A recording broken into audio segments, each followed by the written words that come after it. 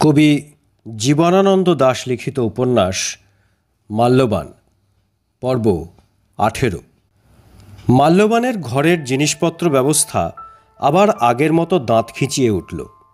নোংরা হলদে কাগজের স্তূপ চারদিকে, জানলার ভেতর দিয়ে ক্রমাগত রাস্তার ধুলো ধোঁয়া, অঝোর গোলাপায়রার বাসা, মেঝের চারদিকে চুরুটের টুকরো, থ্যাঁতলানো চুরুট, তামাক পাতা, ছাই, দেশলাইয়ের কাঠি, পাখির পালক, বিষ্ঠা, পুরনো বাতিল লণ্ঠনের টুকরো টাকরা, ভাঙা চিমনির কাচের রাশ, তেল, অ্যাসিড, ওষুধের নোংরা শিশি বোতলের জঞ্জাল, হাঁড়ি কুড়ি কলসি, বস্তা ও ঝুড়ি একগাদা, 8-10 জোড়া ছেঁড়া থ্যাবড়া প্যানেল এবং ক্যাম্বিসের জুতো, ময়লা জামা, মশারির নুড়ি।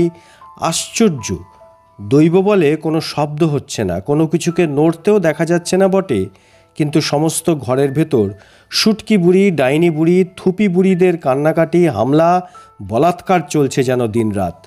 মাল্যবান টের পাচ্ছিল, উপলব্ধি করছিল।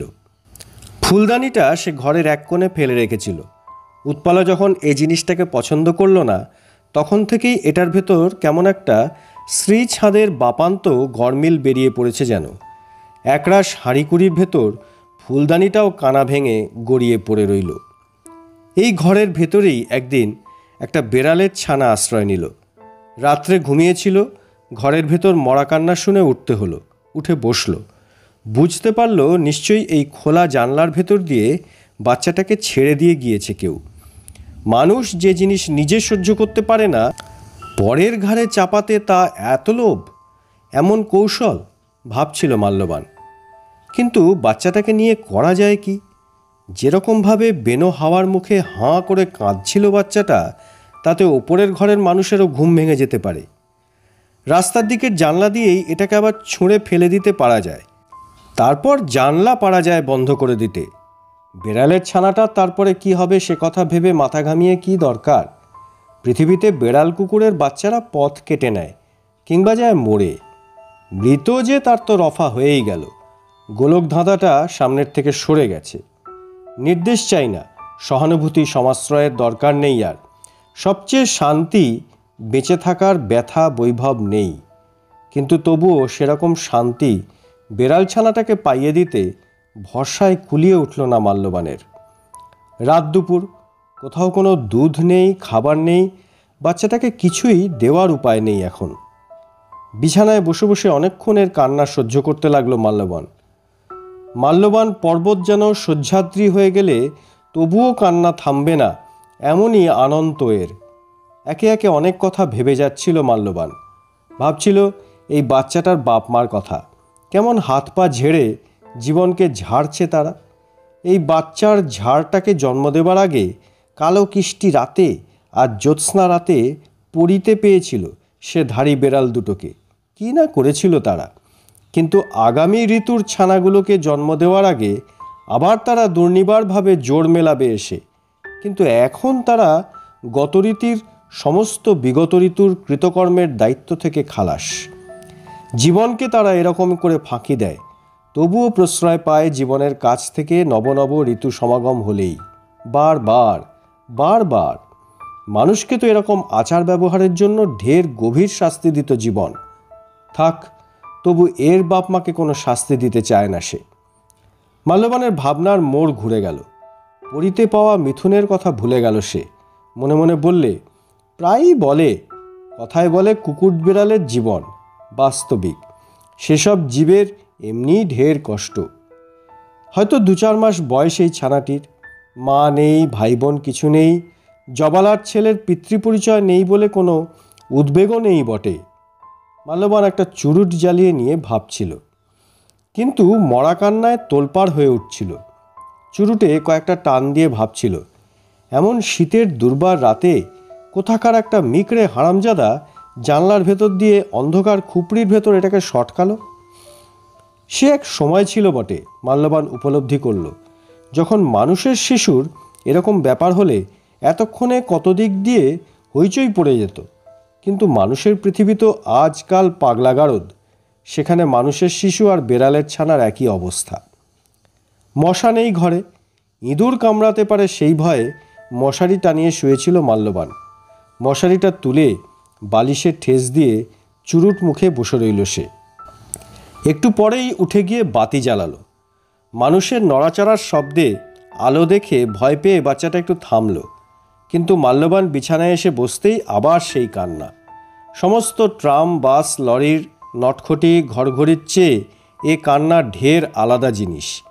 এ জিনিস সহ্য করতে হলে সৃষ্টিটাকেই বুঝে দেখতে হবে। উপনিষদের ও আইনস্টাইন হোয়াইটহেডের ঈশ্বরের হিসেবের মিল গরমিলটাকে। অনেক সহানুভূতি, সহিষ্ণুতার দরকার। মাল্যবান কেমন অসময়ে তা হারিয়ে ফেলল। বিছানার থেকে লাফিয়ে উঠে তেরিয়া হয়ে সে বাচ্চাটাকে তাড়া করল। এত জঞ্জাল এই ঘরের ভেতর, এমন সব অসম্ভব জায়গায় লুকোয়, এমন ঘাপটি মেরে পড়ে থাকে। বিছানায় ফিরে আসতে না আসতেই আবার ভরসা পেয়ে এমন প্যানপ্যানানি শুরু করে যে মাল্যবানের ঘেন্না ধরে গেল একেবারে। এবার সে বাচ্চাটাকে ধরলই, ধরে এমন জোরে তাকে দেয়ালে আছড়ে মারল যে 2 মুহূর্তের ভেতরেই সেটা কাতরাতে কাতরাতে মরে গেল। এরপর 5-6 দিন মাল্যবান কারোর সঙ্গে কথাও বলতে পারল না আর। স্ত্রীর কাছে অফিসে চোর, সংসারের, সমাজের, পৃথিবীর ডাঙার ওপর দিয়ে নৌকো চালিয়ে নেয় যে মন পবনের আশ্চর্য দেবতা, তার কাছে তামাকের হুঁকোর জলের ভেতর জোকের মতো যেন নিঃসার হয়ে পড়ে রইল মাল্যবানের মন। উৎপলা যে তাকে এত উপেক্ষা করে এটা তার ভালো লাগে। বাঘের মাসি বেড়ালকে মেরে ফেলেছে মাল্যবান। ঘরের ভেতর নারী সোনালী ব্যাঘ্রের হিংস্রতায়, হৃদয়হীনতায় কেমন একটা নেপাট নিগূঢ় তৃপ্তি পায় সে। নিচের ঘরের সমস্ত বিশৃঙ্খলা ও দুর্গতির ভেতর স্ত্রী পরিত্যক্ত নচ্ছার মানুষ বলে নিজেকে সে বারবার প্রতিপাদন করে দেখতে চায়। এ তার ভালো লাগে। নিজেকে অবিচারিত, অভালোবাসিত, বিড়ম্বিত মানুষ বলে খতিয়ে নিতে নিতে মনটা লঘু হয়ে ওঠে তার। জীবনের থেকে কুবাতাস, দুর্ভাগ্য, অবিচার, অভালোবাসা যদি শুকিয়ে যায় তাহলে পথ থাকে না আর। তুমি কদিন থেকে মাছ খাচ্ছ না যে? কেমন আষ্টে গন্ধ, মাল্যবান বললে। কেন? পেঁয়াজ মশলা দিয়ে বেশ তো রাঁধে ঠাকুর।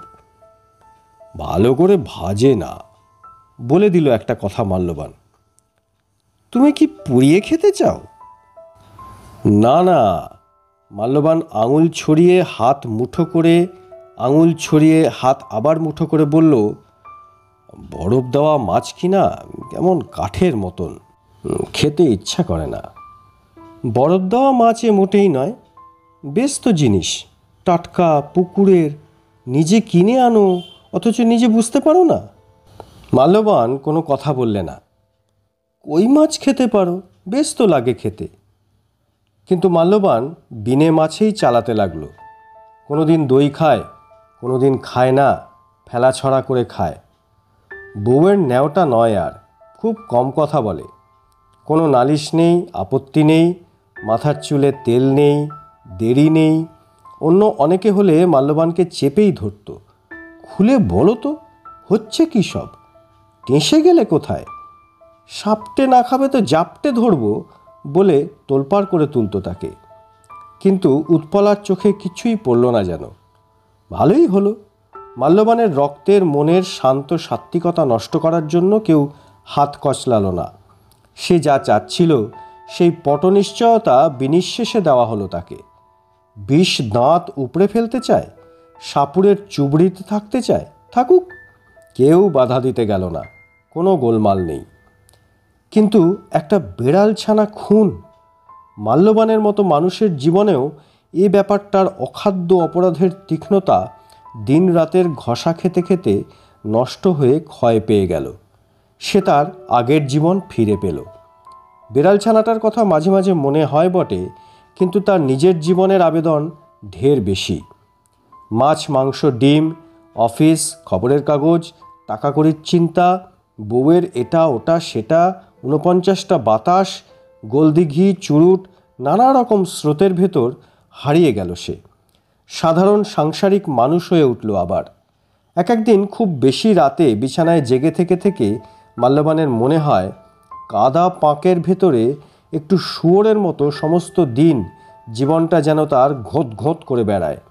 বেড়ালের ছানার মৃত্যু তাকে বেশ একটা চমৎকার মুক্তি দিয়েছিল। স্ত্রীর মমতা বিমুখতার ঢের ওপরে চলে গিয়েছিল সে। অফিসের কাজে যে কোনো মুহূর্তে ইস্তফা দিয়ে চলে যাবার মতো একটা সহজ স্বাধীনতা এসেছিল মনের ভেতর। রক্তমাংসের শরীরে পাখির মতো লঘুতা এসেছিল যেন তার, যেন সে অনেক ওপরে উড়ে চলে যেতে পারে। জীবনের উপেক্ষা, আকাঙ্ক্ষা, লোভ কিছুই যেন নাগাল পায় না তাকে আর। চোত বসে খেয়ে পাড়াগাঁর দুপুর বিকেলের অনির্বচনীয়তার ভেতর প্যাট প্যাট করে ফাঁড়া ওড়া শিমুলের তুলোর মতন আশ্চর্য ধীমুক্তির স্বাদ পেয়েছিল সে নীলিমায় নীলিমায় সূর্যের রৌদ্রে আকাশপথের পাখির পালকে, মৌমাছির পাখনায়, তারপর কোন নিঝুম নীলিম পরলোকের দেশে। কিন্তু দিনের বেলা এসব কথা মনে থাকে না বড় একটা তার। মনে পড়লেও দাগ বসাতে পারে না তেমন। এই হওয়া উচিত। মাল্যবানের মতন মানুষের পক্ষে সমস্তটা দিন অফিস বা সংসারের অন্য যে কোনো মানুষের মতন জীবন কাটানোই স্বাভাবিক। রাতের বেলাটাও তাদের মতোই কেটে যেত, যদি উৎপলার মতন একজন সত্তমা স্ত্রী এসে বাঁধ না সাধত। উৎপলার সম্পর্কে এসে জীবন ধাক্কা, আঘাত, উপলব্ধির ভিতর দিয়ে চলেছে। এ না হলে সে তার অফিসের মাইতি, দে, গড়গড়ি, গুঁইবাবুদের মতো এরি গেরি বাচ্চায় ঘর ভরে ফেলে সিঁদুর ধ্যাবড়ানো, ফোকলা দেঁত শাকচুন্নিদের নিয়ে ঘর করত। কিন্তু উৎপলাকে নিয়ে তার জীবন সেরকম নয় তো। উৎপলা ওদের মতো নয়, আর একরকম। রোববার সকালবেলা মাল্যবান ঝিকে বললে, মাকে একটু ডেকে আনো তো। 3-4 বার ঝিকে ওপরে পাঠাতে হলো। উৎপলা নিচে নেমে এলো, বললে, তোমার লজ্জা করে না? কেন? ঝিকে দিয়ে আমাকে ডেকে পাঠাচ্ছিলে? তোমার কাছে লোকজন ছিল, আমি তো নিজে গিয়ে ডাকতে পারি না। লোকজন চলে যাওয়া পর্যন্ত তর্স হইল না? আমি ওপরের ঘরে কি করি না করি, নিচের ঘরে বসে তুমি সেসব গণেশ ওল্টাবে? আচ্ছা পেটোয়া গণেশ তো বাবা। যাক, ওরা তো চলে গেছে, তুমি তো তাড়ালে। যে জন্য তোমাকে ডেকেছিলাম, আমার এই ঘরটার কথা তোমাকে কদিন থেকেই বলবো ভাবছি। ঘরটা কেমন যেন থুবড়ি খেয়ে পড়ে আছে, দেখেছো তো? ঘরের দিকে না তাকিয়ে উৎপলা বললে, তার আমি কি করব? তোমাকে একটু গুছিয়ে দিতে বলছি। মাল্যবানের আতল স্পষ্ট বেকুবির দিকে তাকিয়ে উৎপলা কোনো কথা বললে না আর। উপরে যারা ছিল তারা চলে গেছে? এ কথার জবাব না দিয়ে উৎপলা ওপরে চলে যাবার উপক্রম করছিল। পা বাড়াতেই কি যেন একটা জিনিস টস করে উৎপলার পায়ের ওপর পড়ে ভেঙে ঝোল ছড়িয়ে দিল। স্লিপার বাঁচিয়ে উৎপলার পায়ের মাংসে চামড়ায়। দুহাত পেছিয়ে গিয়ে আলসের দিকে তাকাতেই পাখিটাকে চোখে পড়ল। মাল্যবানের জুড়ির মতোই বোকা বোকা বেকুব পাখিটার দিকে কেমন যেন থাকতে চায় চোখ। কেমন অদ্ভুত জায়গায় ডিম পেড়েছে। ডিমটাকে ফেলে দিয়েছে হয়তো নিজের অজান্তেই, বেশি নড়াচড়া, ঘোরাফেরা, ডানা ঝাপটাতে গিয়ে হাত পা নাড়া দিয়ে। কি যে হয়ে গেছে, ডিম যে পড়ে গেছে, ভেঙে গেছে, সেদিকে খেয়াল নেই পাখিটার। হারানো নষ্ট ডিম সম্বন্ধে কোনো চেতনাই নেই।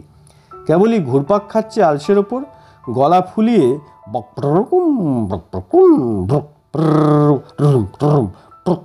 করছে পাখিটা। উৎপলা জোরে জোরে হাততালি দিতেই আরও একটা পাখি বেরিয়ে এলো বিমের আড়াল থেকে। উড়ে চলে গেল পাখি দুটো। মেঝের ওপর পাখির বিষ্ঠা, পালক, ভাঙা ডিমের লালা, নিজের আঁশটে এঁটো পায়ের দিকে তাকিয়ে উৎপলা বললে, খুব আগুনদার সোনার দরে গুদম ভাড়া দিচ্ছে বুঝি জঙ্গলি পায়রার ঝাড়? তা দিচ্ছে। উৎপলার কথা ফুরবার আগে মাল্যবান বললে, বেশ সমাহিত শান্তভাবে বললে, পাখিরা আর কদ্দূর কি করবে? মানুষরা পাখিদের চেয়ে শয়তান। না হলে পৃথিবীটা এরকম পৃথিবী হয় না। ও পাখিগুলোকে আমি কিছু বলি না। আমি জাল পেতে রাখবো, একটা একটা করে ধরে ঠাকুরকে দেব। এসব কেঁদো পায়রার মাংস খেতে বেশ। একটা বেড়ালের ছানা মেরে ফেলেছিলাম একদিন, মাল্যবান বললে। উৎপলার কথা সে শুনেছে কি না শুনেছে বোঝা গেল না। সেই থেকেই এসব বিষয়ে খুব সাবধানে চলতে আরম্ভ করেছি। এসব প্রাণীদের কিছু বলি না আমি। বেড়ালের ছানা কে মেরেছিল? আমি। মাল্যবান চোখ খানিকটা বুজে এলো। কবে? এই দিন 25 আগে। কোথায়? এই ঘরেই। কই, আমি দেখিনি তো। সে রাত দুপুরে হয়েছিল। কে একজন ক্যাঁক করে ছেড়ে দিয়ে গেল। বাচ্চার কান্নায় আমার ঘুম ভেঙে গেল। তারপর বলে সে থামল। সেটাকে চার দিয়ে থেঁতলে দিলে তুমি? মাল্যবান উৎপলার মুখের দিকে তাকালো একবার। পকেট থেকে একটা চুরুট বার করে নিয়ে চোখ বুজে ভেতরের দিকে তাকালো মাল্যবান। ভিজে পর্দার ওপর কামলণ্ঠনের ছবির মতো এসে পড়ল সব। সেই রাত্রি, সেই বেড়ালের ছানাটাকে কেমন বিশ্রী ও নিকষ অপকৌশলে ধরে ফেলেছিল সে, কেমন অন্ধ হয়ে দেয়ালে আছড়ে মেরেছিল, কেমন কাতরাতে কাতরাতে মরে গেল বাচ্চাটা। সেই সবের দিকে আপ্রাণ করুণায় দাঁত মুখ খিঁচিয়ে খানিকক্ষণ তাকিয়ে থেকে মাল্যবান বললে, মানুষ হওয়া কবে হবে তাই ভাবছি। কোনো দিক দিয়েই হতে পারিনি আজও। চেষ্টা করছি। মুখ্যীদের কিছু বলি না আমি। ময়লার লপসি করছে ঘরদোর। খুব ভোগান্তি বটে, কিন্তু তাতে আর কি। আমি নিজের মনে থাকি। ওদের চাল ছিঁড়ে দিই। জব খেতে ভালোবাসে। মেঝের ওপর ছড়িয়ে রাখি। খায় আর হাগে আর খায়। মানুষের ভেতর 2-4 জনকে ছেড়ে দিলে প্রায় মানুষই এদের চেয়ে ঢের খারাপ কাজ করে। বলতে বলতে মাল্যবান লজিকের সিঁড়ি ভেঙে ভেঙে অবশেষে উৎপলার পায়ের দিকেও না তাকিয়ে পারল না। পাখির ডিমের লালায় ঝোলে নষ্ট হয়ে গেছে পাটা। কিন্তু এই পাখিগুলো? উৎপলার আগা পাঁচতলায় চোখ দুটোকে বেশ খানিকক্ষণ পাক খাইয়ে নিয়ে মাল্যবান বললে, একেবারে বেহেড হয়ে ডিম পাড়ে। যেন পাতবাদামের গাছ থেকে বাদাম টপাটপ করে ঝরে। দিন দিন মাল লোকসান করে। মাল্যবান কিছুক্ষণ চুপ মেরে থেকে হাতের চুরুটটা জ্বালিয়ে নিয়ে আকাশ পাতালের অনেক বিশৃঙ্খল ঢেউ গুনে দেখল।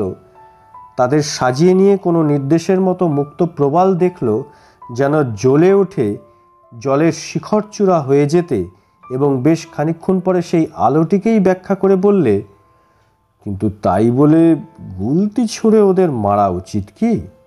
উচিত নয়। তারপর স্পষ্ট হয়ে বললে, তোমার নীলাম্বরীটা ঠিক আছে তো? ভিজিয়ে দেয়নি তো? আহা, কি মানিয়েছে তোমাকে এই ময়ূরকণ্ঠী নীলে। মাল্যবান ভাবছিল, যেন উত্তরাকে নৃত্য শেখাচ্ছেন বৃহন্নলা। নাচের ঘোরে মিলেমিশে গেছে উত্তরা, বৃহন্নলা। কে উৎপলা, কে বৃহন্নলা? অনির্বচনীয় দেখাচ্ছে উৎপলাকে। অথচ দাঁড়িয়ে আছে। সত্যি তো আর নাচছে না, নড়ছেও না। অথচ দেখাচ্ছে উৎপলাকে যেন খুঁড়ো ধারের ওপর দাঁড়িয়ে আছে। পুরুষের যে তিলোত্তমাকে পেলে মেয়ে মানুষকে মহানারীর মতো দেখায়, সেই রকম। আমাকে কয়েকটা বালিশের ওয়ার তৈরি করে দেবে? বলো তো, কয়েক গজ মার্কিন নিয়ে আসি। উৎপলা যাবার জন্য তৈরি হলো। থাক, দর্জির বাড়িই দেওয়া যাবে। স্ত্রীর সঙ্গে সেও ওপরে চলল। গিয়ে বললে, আমাকে একটা পান দিতে পারো? ভেবেছিলাম ছেড়ে দেব, কিন্তু লোভ সামলাতে পারি না। কিন্তু উৎপলা নড়ছিল চড়ছিল না। ছাদের ওপর রোদে বাতাসে একটা ডেক চেয়ারে বসে ঘাড় কাত করে বেনি খসাতে লাগলো। খুব আমেজ এসেছে উৎপলার শরীরের রসে উপলব্ধি করে। নিজেরও গ্রন্থিতে মাংসে একটা মন্থর সুখ্যাত মদির সুখানুভাব ছড়িয়ে পড়ছিল মাল্যবানের। কিন্তু ওপরে থেকে লাভ নেই কোনো। মাল্যবানের মনে হলো এখন নিচে চলে যাওয়া উচিত। নিচে গিয়ে মাল্যবান ঠিক করলো ঘরদোর সে নিজেই গোছাবে। তারপর মনে হলো ঝিকে দিয়ে গুছিয়ে নেবে। ঝি রান্নাঘরের কাজে ব্যস্ত ছিল। মাল্যবান একটা বিড়ি জ্বালিয়ে ভাবল, গুছিয়ে কি লাভ? কিন্তু পরক্ষণে সে নিজেই গোছাতে লাগলো। বিশৃঙ্খলা ও নোংরামির ভেতর মনটাকে কেমন রিচখিচ করে ওঠে। কিন্তু সেদিনকার মতন পর্বত ঝেড়ে নিখুঁতভাবে গোছাতে গেল না। ঘরটা ঝাঁট দিয়ে জিনিসপত্র ঠিকঠাক রেখে দিয়ে বিছানার চাদর বদলে নোংরা কাপড়গুলো কাছেই একটা লন্ড্রিতে ফেলে দিয়ে এসে কাজ সাঙ্গ হলো তার। রাতের বেলা বড্ড শীত। মোজাগুলো সব ছেঁড়া, একটা পুলোভার কিছুতেই কেনা হয় না। গায়ের আলোয়ান তেলে জলে রোদে বাতাসে ছাই হয়ে ছিঁড়ে ছিঁড়ে পড়ছে। কয়েকটা তালিও মেরেছে সে। বড় বিশ্রী লাগে। একটা নতুন আলোয়ান কিনতে ইচ্ছা করে। ডোরাকাটা কালো মশারিটার ছেঁদার অন্ত নেই। নোংরা পচা ছারপোকা গুঁই গুঁই করছে। একটা মস্ত বড় ছিবড়ের জঙ্গল হয়েছে মশারিটা। রাতের খাওয়া দাওয়ার পর নিচের ঘরে একটা ঠান্ডা টিনের চেয়ারে বসে মাল্যবানের মনে হচ্ছিল, ধুর, এরকম জোড়াতালি দিয়ে জীবন কাটিয়ে কি লাভ, কার লাভ? বিছানায় এসে বসে মনে হলো জীবনটা এইরকমই হ্যাঁচকা ব্যাপার। বিছানায় শুয়ে পড়ে কেই বা এখন শুতে যেত ভাবছিল মাল্যবান। বসে বসে কথাবার্তা, গল্প, তারপর শীতের রাতে, তারপর সারাটা শীতের রাত। এমন স্ত্রী কি আমি পেতে পারতাম না? হরপাবানের ঠান্ডা স্রোতে যেন মুরগি আমি হাঁসের মতো সাঁতার কাটতে চাচ্ছি, বাজ পাখির মতো উড়ে যেতে চাচ্ছি। আমার জীবনের বানচাল ব্যাপারটা এইরকম। কিন্তু বড় বেশি আত্মপ্রেম হয়ে পড়েছে তো আমার। যেন একটি ব্যক্তি ছাড়া পৃথিবীতে আর কেউ নেই। যেন ব্যক্তি সমুদ্র নিয়ে যে মানুষের ও সময়ের ইতিহাস তৈরি হচ্ছে সেটা কিছু নয়। লেপ মুড়ি দিয়ে শীতের খুব গভীর রাতে আজকের আবহমানের ও ব্যক্তি সমুদ্রের লোল যা নির্ব্যক্তিত্বে বিশোধিত হয়ে ফেনার কণার মতোটাকে টেনে নিয়ে চলেছে অন্ধকারের থেকে, খুব সম্ভব আরও ব্যাপক অন্ধকারের ভেতর, সেই সুর শুনতে পেল সে। অতএব আলোকিত হয়ে উঠল যেন তার মন। আস্তে আস্তে সময়ের আশ্চর্য সমগ্রতার কাছে আত্মসমর্পণ করে স্থির হয়ে উঠতে থাকলো তার মন। এত বেশি স্থির হলো যে সে ঘুমিয়ে পড়ল।